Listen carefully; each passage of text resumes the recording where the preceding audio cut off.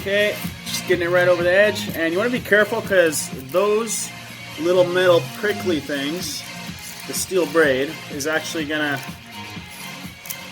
or is like pretty prone to just stabbing the shit out of you. So be real careful when you do it. Always grab the crown by the bottom part, that way when it comes through it doesn't poke you in the fingers, right?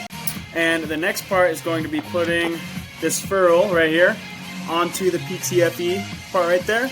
But first thing you're going to do is you're going to take some WD-40 and you're just going to spray the end just a little bit, just like that. Then you're going to put this little guy on there. Make sure that all the steel braid is actually away from the PTFE because it makes putting the ferrule on a lot easier. Just going to slide this on just like that. And if you can see in there, there's a little bit of a gap. You can see where the silver is. I'm sorry, you can, it's like, there, that'll be better. But you can see inside, there's a little bit of a gap right there on the edge. It's okay to have a hair of a gap, but you don't want a big one at all. And when I mean a hair, I really mean like a hair.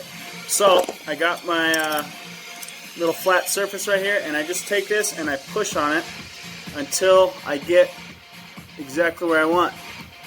And once you get exactly where you want, like that, you're going to take the edge right here, and you're going to make sure that none of it is protruding into the middle as much. And I know it's really hard to see, I'm sorry, but so I just take this and go right around it to make sure it's all nice and flush.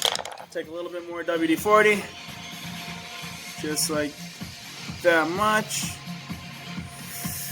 Alright, then gonna take the hose end, right, and you're just gonna push it straight in until you hear it snap. One, almost. There we go. This would be easier with you know, an actual workbench and a vise, and I could just use my Phoenix Industries hose clamps, but I don't have those right now. Well, I don't have the bench and the vise set up yet, and I'm behind schedule on the car, so this is how we're doing it.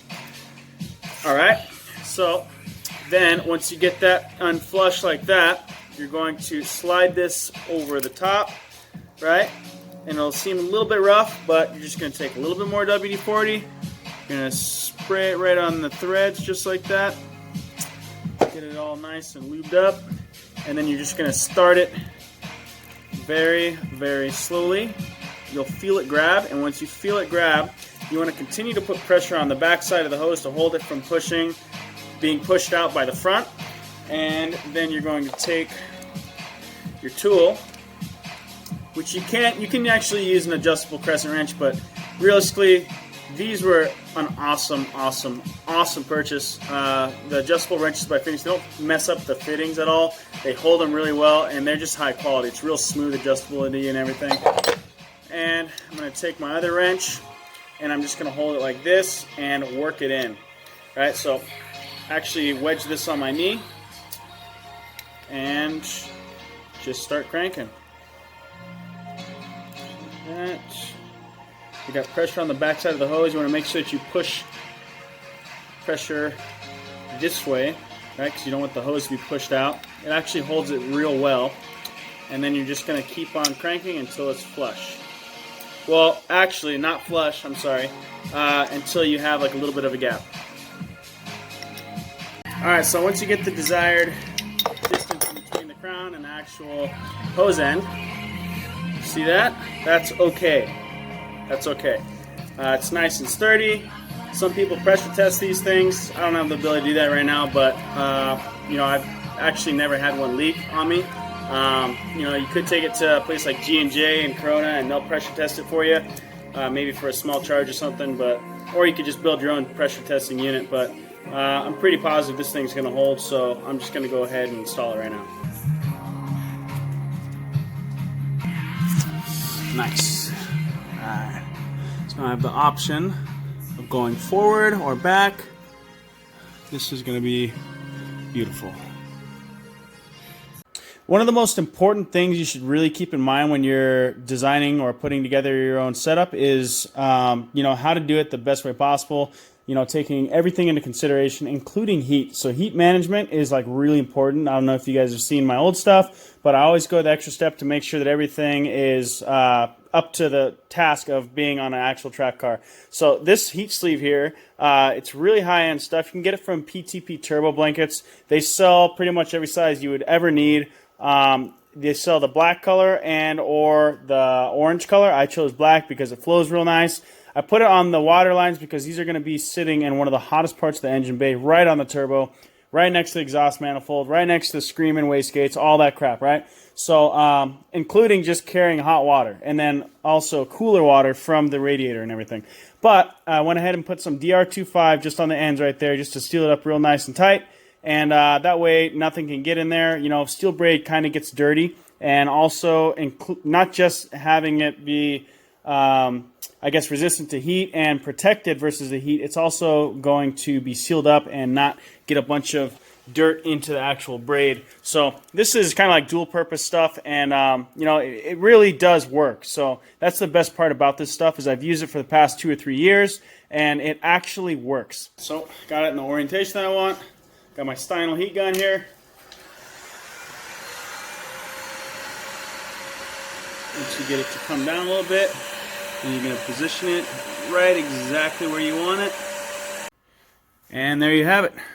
2 thermally protected water lines, -6, using Phoenix Industries high pressure PTFE fittings, some PTP turbo blanket heat sleeve here, and some DR25 just to keep the ends nice and tight. Taking advantage of thermal siphoning, you have cold water coming from the radiator, going into the turbo on the low port, exiting on the high port, right? To take advantage of that thermal siphoning, heat rises, right? Coming back down, and same thing, hot water out. So this goes to the radiator, back from the radiator, nice and cool. Again, down to the turbo, in the low, out the hot, and there we have it. A nice thermally effective system. Whew. Oil feed for the turbo. Chose black for the turbo because it's going to be out in front, and against the PTP Turbo Blankets new color, it's going to look pretty freaking sick. And regular zinc for the rear end, just in back on the oil filter manifold. Alright, so I took the recirculation valve off the BorgWarner. This is the OEM one here, and this is the full race billet replacement. I'm just going to go ahead and swap those out real quick so I can start mocking up the vacuum routing. Okay, so this is what I got so far. I actually ran out of the correct fittings that I'm going to need. So what I did was just mock this one up. Obviously the straight's not going to work. I actually need a 45 right there. But I was able to put this swivel fitting in here for the full race recirculation valve. No, whatever. 45 degrees, so it's going to come back this way, up and over, and meet up to this. So it'll look really nice right there. And then come back over to the vacuum block back this way. I had to use another fitting back here that was actually being used for this vacuum source, so I need to order another one of those. So I went ahead and wrote those down on my little to order Phoenix Industries list. That way, as soon as I get inside right now, I can order that, and it should be here in the next couple days.